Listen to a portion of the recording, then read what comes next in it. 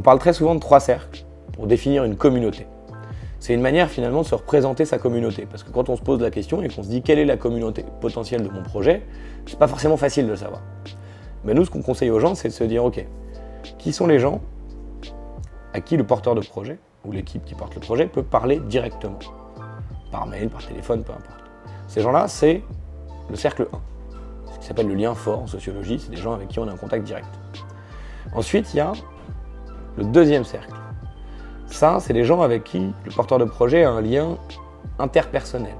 C'est-à-dire qu'il les connaît à travers quelqu'un. Finalement, il les connaît ou il peut les contacter à travers le premier cercle. C'est schématiquement les amis des amis. Mais si le porteur de projet, c'est un média, le premier cercle, ça va être les adhérents, ou les abonnés plutôt. Et le deuxième cercle, ça va être les amis des abonnés. Et donc on peut toujours mener cette réflexion pour essayer de définir le premier et le deuxième cercle. Le troisième cercle, si on va un peu vite, on va dire que c'est le grand public. En fait, c'est pas tout le grand public.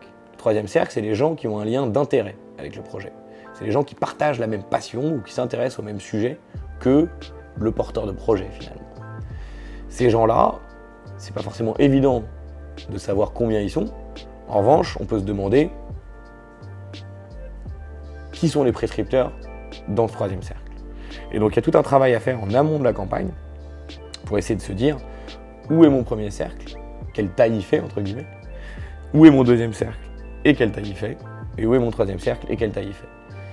Et on encourage les gens à essayer de se représenter leur communauté comme ça, parce que ça va les aider à définir un objectif de campagne, et ça va les aider aussi dans leur communication.